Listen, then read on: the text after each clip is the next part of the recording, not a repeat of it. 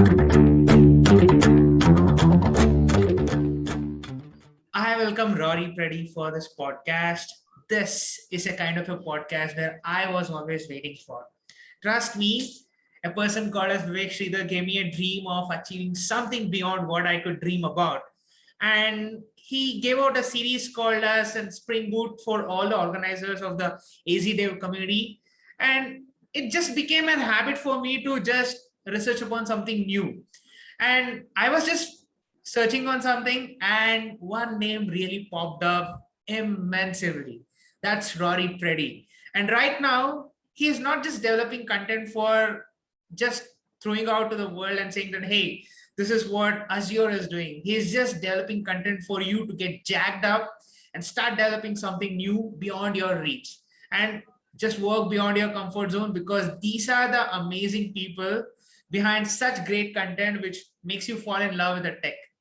And I think probably I don't have to say anything, because I did 2 Spring Boot session and it was without any slides and I was able to deliver it. If I am able to deliver it, I think probably anybody can deliver a talk and anybody can do anything. And I welcome Rory Preddy. Thank you so much, sir. This made my day. Thank you so much for hosting me. You know, the funny thing is I never really asked you to pronounce your name. And one of the things that I don't want to do is mispronounce your name. Vishwas, is that correct? Yes, Vishwas. Yes. Yes. So my name's Rory. I'm sitting here in my home office. And I'm an accessibility advocate and a Java advocate for Microsoft. So I want to just give a description of myself. I have dwarfism, so I'm pretty short. I'm 4'1". I have brown hair and I have a black shirt, and I'm sitting here in my home office. And accessibility is dear to me, as is Java. And I work with Microsoft and the different Microsoft teams to bring their products, their services, and their innovations to the broad Microsoft ecosystem and the 20 or more million developers that call Microsoft home. And very happy to be here. And we're going to answer some questions around my career and what I do at Microsoft, and then just generally how you can get started with your career and your studies in computer science. Okay, so Vishwas, tell me the first question that you want answered. Yeah, I want you to answer your journey as a student, because that's the age where we really pave our dreams. And that's where we define the fact that I'm going to be a best developer of what I am today.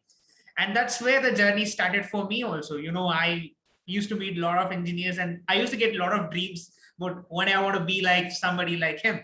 So I just want to know, what's your journey as a student? Well, I've started with computers like at age 6 in 1986 when I've got my first computer. And ever since then, I've been really fascinated with computers, you know, taking things apart, the standard kind of engineering mindset. I didn't actually do computers in high school because I didn't really have that right direction or that influence. But after high school, I started doing a MCSE, a Microsoft Certified Systems Engineer, and an A+ certification because I wanted to get into hardware and into infrastructure. And I worked into infrastructure for about 3 to 4 years. And then I realized that I wanted to start doing an undergrad degree. So I started my undergrad degree. I was working at the same time. And in that undergrad degree in 2001, I remember I wrote my first line of code. And the entire world changed then, because being someone who is very technical and likes to understand how things work, I could see the entire internet and how it works. I remember the first line of code was a little bit of Java code, and I connected to a database. And everything just opened up then, because I said, wait, if that data is there, and what about all the data in the world? What about all of the customer data? What about sales data? Everything. And I can reach everyone with this data. And I started my undergrad degree, completed that, and then I went into honors. I really appreciated honors because it refined my ability to understand those core concepts. And throughout that entire career, I've always had an understanding that you have to keep your learning relevant. So there's relevance and there's education. So what is relevance? Relevance means that you are still on kind of the right path to be aware of everything technically that's going on in your career. And then education is all your formal education. So to understand object orientation is one thing. To understand object orientation with reactive programming is another thing. So it's education and then relevance. And then in the same breath, you've got education, relevance, and experience. So experience is being able to take your education and your relevance and applying it with the certain paths to know when you can apply that wisdom and then find a solution for that. So education, relevance, and experience. Yeah, that's true, because a lot of times there is no relevance between whatever we might study and what we might be working, because passion sometimes pulls you out and says that, hey, let's do this. You're going to not just become rich, but you're going to be satisfied for the rest of your life. But I want to ask you a journey as a developer, because you did Java development for 23 years. That's my age, by the way. That's my age. And I think probably I'm proud to say that I'm born in this era where I get a chance to meet heroes like you and a lot of authors and pretty much any people who have seen the technology grow over a course of time. So I wanted to know your journey as a developer, because I think probably that might fascinate a lot of people.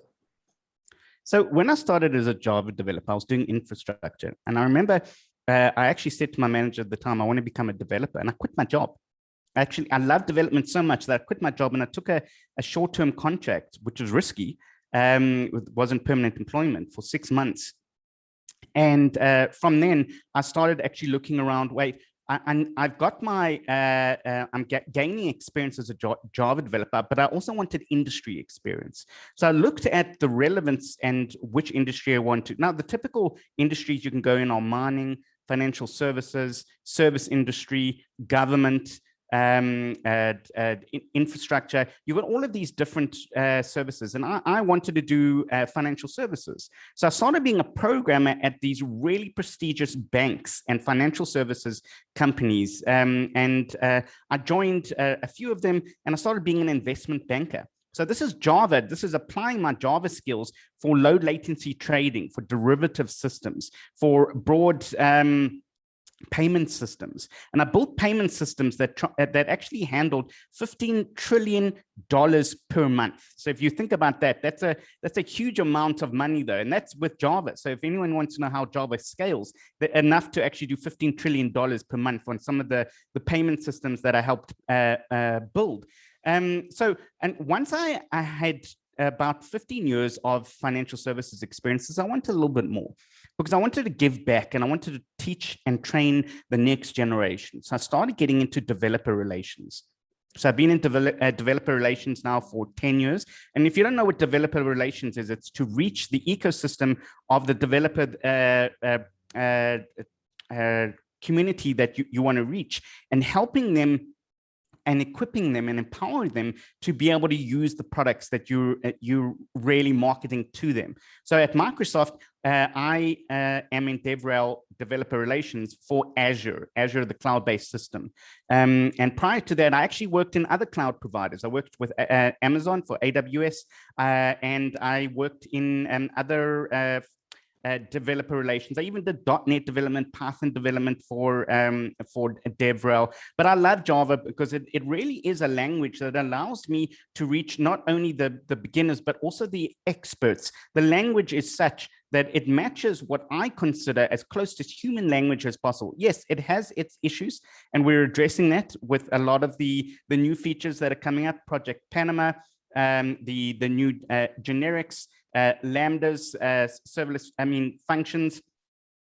And as I progress through that, I can see the migration of the language. It still is the Java that I fell in love with, but it's really looking at what the industry needs and evolving to get to that level that we really want the next generation to adopt Java wholeheartedly. Yeah, that's true, because I have seen a lot of developers from .NET, Java, and who have seen the vanilla JavaScript part of the development, where everything was supposed to be hard coded and there was no frameworks and things like that. When I talk to them, they just say me the hardship of it, but they had a very romantic journey in their development process, because a lot of times That's what sometimes we seem to be missing, but it's making our lives easier. So if it's working, let's not break it. I just wanted to ask you, how are we perceiving technology? Because you're seeing the DevRel side of it. Because a lot of times, not just programmers come into the play, but probably that ecosystem of educating people might actually pop up and say, hey, this is what something might have had gone wrong, and this is what you might have had guided. Probably a small person who is just beginning in the field of development, probably he might just say that, hey, this is what is going wrong, let's just change this and let's just develop something. Probably there is a framework coming up. So I just wanted to know, because a lot of developers are coming up with their own philosophies and things like that. So I just wanted to know, how are we perceiving technology today? So it's very hard to actually keep relevant.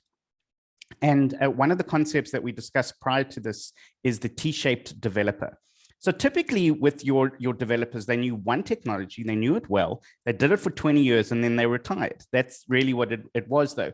But now everyone is expecting to have a very broad base. And in that base, then you can have one or more technologies. So they call it a T-shaped developer, but you can also have a pie-shaped. So if you know the pie, you've got two little legs of that, or the T, you've got actually one leg there. So I'm a T-shaped developer when it comes to Java for developer relations, because I have depth of knowledge very much so in Java, but I also understand the broad ecosystem, and I can learn a language, and I've tested myself before in a day. Because I understand the language constructs. I've taught Python, I've taught .NET, I've taught even Swift and TypeScript. And you need to understand the basic concepts first. Once you understand the broadness of it, then you can dip into all of those different legs of either the T-shaped or the pie-shaped developer. And it gives you the ability to really kind of address certain concepts. So if I say, object orientation. Now, object orientation was created in Smalltalk. I understand the concept. So if I adopt Smalltalk quickly, I should be able to do within a day or two, learn how Smalltalk works, not be able to necessarily make money or a career of Smalltalk, but to be able to write a basic program or troubleshoot a basic program. And that's what I think that people really battle with. They go, oh no, I have to know every library or every system and everything about technology. You can't. We're just human. We have limited capacity to do that. So first of all, understand the basics. Understand that you need to understand the basics of computer science. So what is a database? What is the relational view of data? What is a programming language? How does a programming language compile to the underlying operating system? How do you actually work with speaking to a database? Then once you actually understand some of the basics, then you can actually go, wow, I want a general purpose language to pull data in. And then once I have a general purpose language, maybe I want to do machine learning. What language can I use for machine learning? Python, because it's got really great list comprehension. And then you can take it from there though. But first of all, you have to learn. You have to learn constantly. And you have to, like you said, you have to be in love and have this romance with this technology. Go to conferences, watch webinars, read books, listen to podcasts like your podcast there, and accept upon yourself that this is you. You're a nerd and you love this nerd ecosystem. You're a geek and you really want to kind of just, bathe in the richness that are the leaders and the experienced mentors that can take you and show you all of these tricks and trades on how to get to that T-shaped or that pie-shaped development faster and easier. Programming is not just a skill today, it's a requirement. Whatever you do, whether it's a research on edge computing or else cloud engineers writing some drivers, probably there is an intent of programming in every given point. So I just wanted to ask, because you have been a Java developer for a very long time now, and because you are a Java developer, you told that you could understand a lot of semantics over the course of time, and you also fell with the love in the Java. That's for sure. So I just wanted to understand, why is this developer ecosystem still complaining that JavaScript is much more superior than the Java? Is it because of the reason that Java is a little tougher to understand, or what is it all about? So I'm not saying you should only know one language. I actually recommend you understand at least 5 well. Because of you might find that you use them on a day-to-day basis. Now in DevRel, I understand my ecosystem and the developer community, and I've got a broad enough ecosystem in Microsoft to really evangelize Java. But if I was a developer working for a financial services company, I would need to understand 5 core paradigms well. First of all, you have to understand JavaScript, simply because JavaScript is the fastest and easiest language to use in many certain circumstances. Serverless functions, it's easy and because it's interpreted. And the interpreter, you don't want to have a compile system because you want to be able to interpret that language and make changes on the fly. So it lends itself to a lot of applications where a compiled language won't actually address it. And we are seeing with a head of tile compilation with Java, the ability to match, if not better, JavaScript speeds, but that is very new for Java, for C#, for a lot of the compiled languages. One language that does it well is Go and Python. They're actually compiled language. They semi-compile on the fly. And we've seen exactly how Python has managed to beat Java in the ecosystem standings because it's semi-compiled, so it's a little bit more performant in certain applications. Python also has very good list comprehension. So if you want to use machine learning, nothing comes close to it because it was built for that. It was built with data in mind. So it's Python, JavaScript, Java or C#. You want to use a general purpose language. And then we also have Kotlin, which is coming through there. Very hard. You have to know HTML. You have to know HTML. And then I would take a fully functional language to be able to go fully functional. So Scala, F#, or Haskell or Erlang. Because in certain applications, you want to go fully functional to make sure that you don't have state. So each one of those 5 languages you need to know pretty well to be able to adapt to the circumstances. But that's part of the broadness of your understanding of your career. And then you have still the leg that you have for your T-shaped developer. You need to become a master of the language that you choose. You need to be able to speak in conferences or address a crowd and say, I'm confident in my ability to public speak on that there. But those other languages, those 5 there, you really do need to know them also. You know, you have always evangelized about programming for accessibility, because I think most of the time when you just type in Rory Preddy, one thing that really pops up is saying programming for accessibility. I know there's a lot of talks and a lot of versions to it, but I want in a very short summary of what is this all about? What is programming for accessibility all about today? When you see a lot of jargons coming up in the world of development, I feel it's not that far from the reality of making sure that we are going to go low code and no code one day, but I want to understand what is it all about from your side. So there are 1 billion people in the world with accessibility requirements. Now, these people aren't disabled. Disability is when you can't do something. If I can't lift this mouse, then the mouse has made me disabled. But accessibility is the ability to actually use a product and service that someone creates for you. So if you can see here, I've got a nice little setup because I can't really reach my laptop that well because I'm quite short. So I have an accessibility requirements. I'm not disabled, but I have an accessibility requirements. So I have a wireless mouse and a keyboard. That doesn't mean that you're disabled to use the mouse or the keyboard. It just means that you have a preference on how you actually engage with your ecosystem. And it's the same with programming. Let's just say you're colorblind. You might not be able to see red if they do an error on a website or an app. The fact is I'm looking at your mute button on Zoom and it's red. Now, I might not have that if I'm colorblind. Or if I've got ADHD or autism, I might find all of these colors a little bit overwhelming. So programming for accessibility is designing your tools and technologies and your services and your apps so that everyone can use them without feeling disabled. It's not actually designing for the disabled community.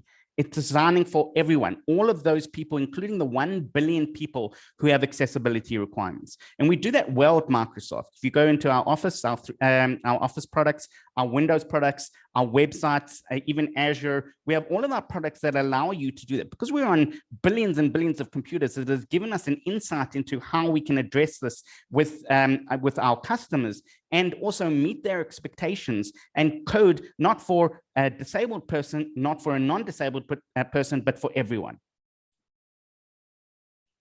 Yeah, you know, today's world is more towards the DevOps side of the development, because a lot of times, when people say that I can't code too much, I will choose DevOps. Kind of a workflow. Like it's just coming out in the world and saying that, hey, this is what DevOps is. If you want, just hop in here, just build a career or something. But you are seeing DevOps from, I think, probably from the stage where it was considered to be not a DevOps, but it was still a DevOps over a course of time. There was still CI/CD happening, but it was not CI/CD at all. So I just wanted to understand, what was your first introduction to DevOps and what did you feel about it? Because a lot of technicalities came out from there only. And there is a lot of tools which are popping up these days. And I just wanted to understand, what was your first introduction towards the DevOps?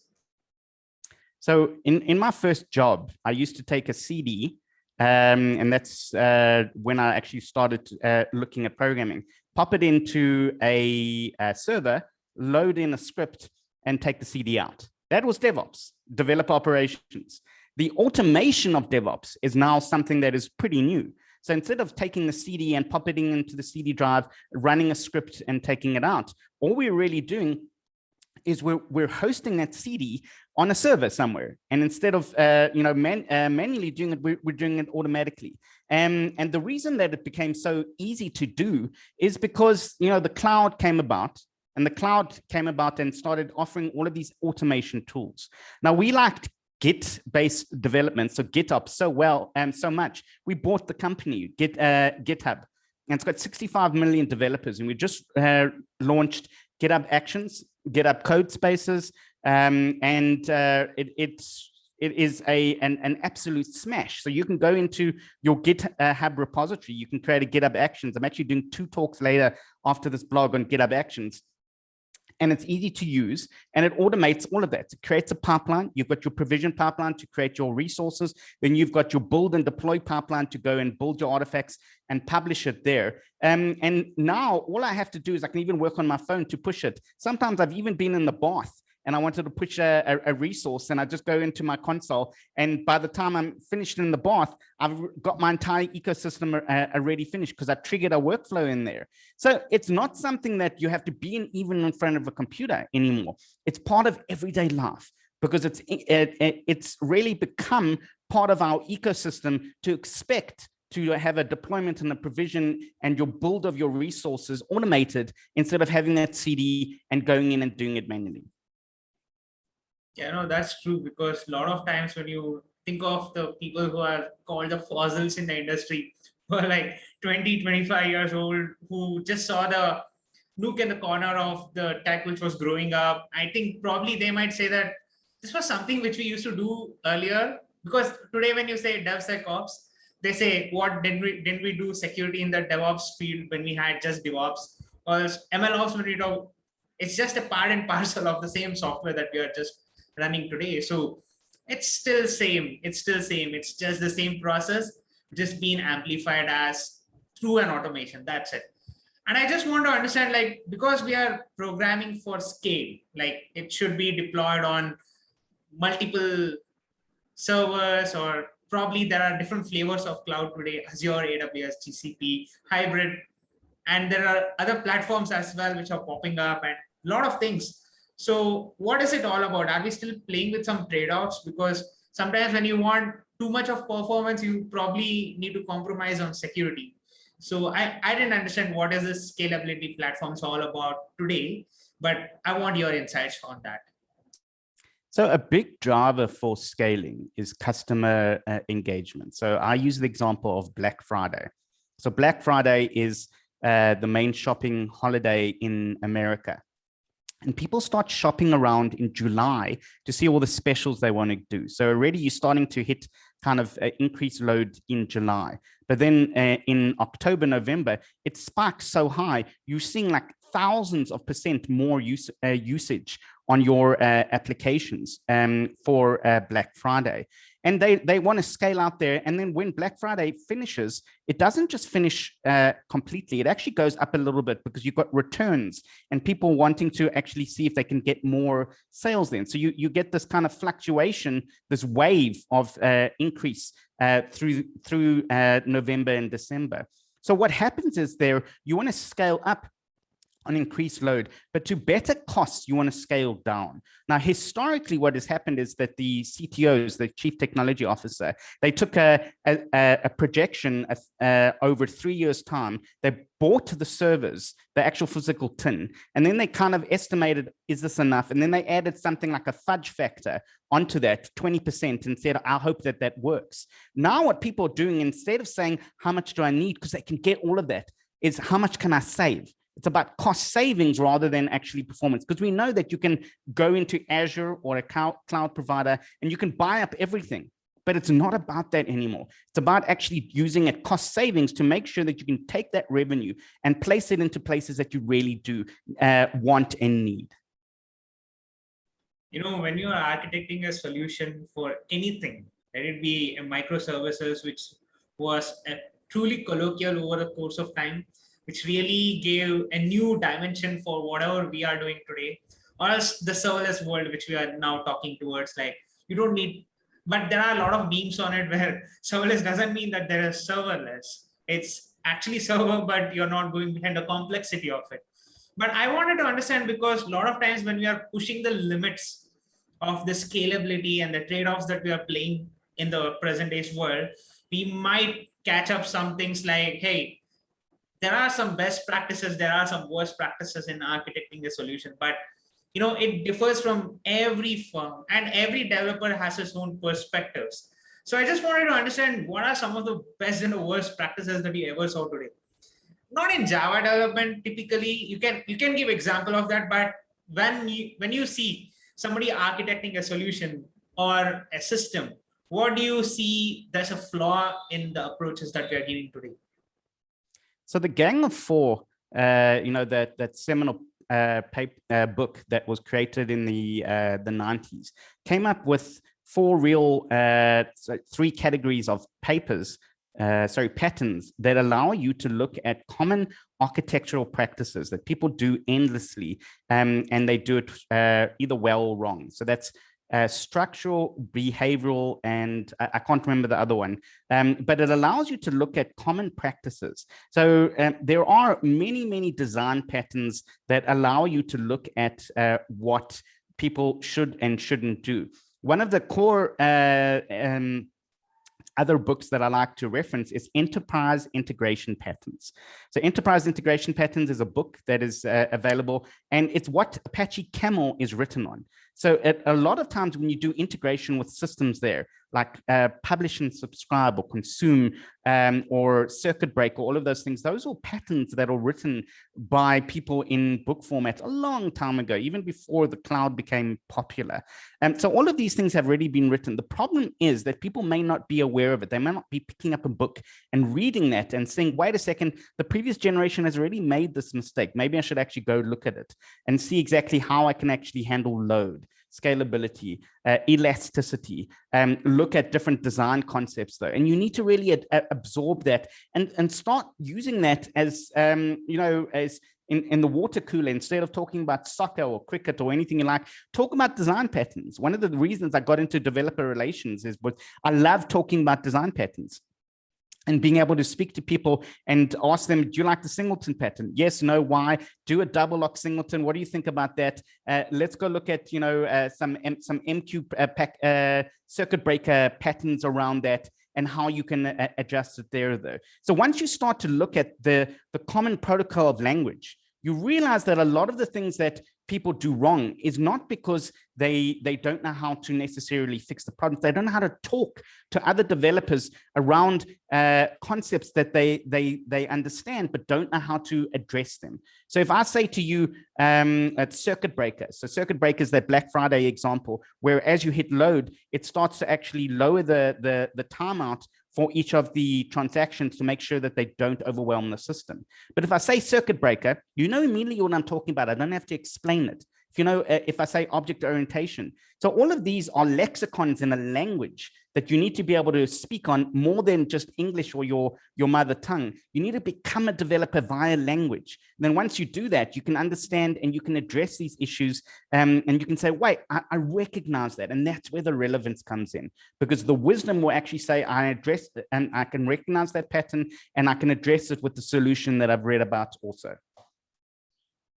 Yeah, sometimes, when you think of just thinking of this circuit breaker, it's not about just that circuit breaker at all. It's beyond it. So last question from my side. So I want to know what's the effort that goes behind building such great content on YouTube or any platform? Forget the fact that probably there are millions views on that, but there is a lot of hard work that goes behind it. So of course there is a lot of impact on developers and that developer advocates on educating developer ecosystem. But I wanted to know what's the effort that goes behind it, because probably some people might not be educated because they might be thinking, hey, it might be scripted, it might be this, it might be that, but there is a lot to it. So I just want you to answer that question. So first of all, you have to understand that each person that you're speaking to, I've spoken to groups of hundreds of thousands of people, but I want to reach every person there, and you need to be genuine. And then once you're genuine and if you make mistakes or you need to address that, you recover from your mistakes. So I learned a long time ago that no one in the audience wants you to fail, and they really, when you pick up and you try better, they really want you to do that. And it's something that people really are scared about, that if they don't do perfectly in that, they won't be able to carry on. It's imposter syndrome. It's classic imposter syndrome, that they're not good enough in that aspect. The second thing that I really hold dear to myself is that you have to do something well. Because if you put content out there, or you don't address a certain issue, like for example, you put content that isn't spell checked or grammatically proper, the basics need to be done well. And we've got really great tools at Microsoft, grammar checks, and we've got GitHub actions that run every time I do my material and tell me exactly what my content is, and give me the ability to say, wait a second, you're using the wrong word or text there. So AI really is helping me every day to be able to do that. And whenever I do something that isn't accessible, my GitHub action that Microsoft provides for me tells me, wait a second, your content that you've provided isn't accessible. Please go and change that. So that's the two things. One is be able to really be confident in yourself. Two is be able to do the best that you can do and have that mindset. And three is to be able to enjoy and find joy in what you do. Because if you find joy in what you do, other people will feel that, this is a party then. No one wants to sit through a session where they, hello, everyone, and this is what we're going to talk about now. No, I'd rather pull my eyes out. You want to be able to go in there and find entertainment, because at the end of the day, developer relations is about entertainment also. You're finding a way through to that person's heart, to their soul, and giving them that entertainment and helping them learn, because everyone learns in a different way.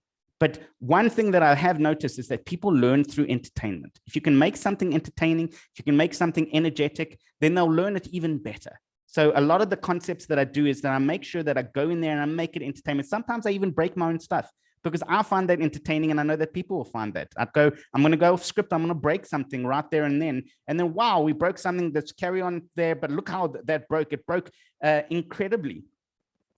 So those are the three things that really get me through on the day-to-day basis, and makes it really a joyous experience for myself to give you all of that content and help you and empower you. Thank you so much, sir. I think this is what is required, because a lot of times when I go for sessions, let me be very frank with you, sometimes I might not go prepared, because it's not about that, because I feel like, okay, I've done it 10 times, but it's not about it, but it's the time and the presence that they are putting in. Let it be one audience, but they are putting in that presence of mind, and they're willing to learn something. I think probably something that we all need to learn from what developer advocacy is doing to the world of this programmers ecosystem, developers ecosystem. I think, thank you so much for giving me this podcast, sir. Made my day a very bright, insightful day. And thank you so much, sir. Thank you so much for having me, Vishwash. And I look forward to you following me on Twitter on @Rory Preddy, which is my Twitter profile. And I do a lot of Azure programming, accessibility, sometimes memes and funny things also. And then you can follow me on there. And on that also is a link to my Azure Learn Path, aka.ms/java-learn-path, that you can go in and you can learn all of the material that I've painstakingly done there. And we've tried to make it as easy and exciting as possible to get you on that journey. Thank you so much, sir. Thank you so much.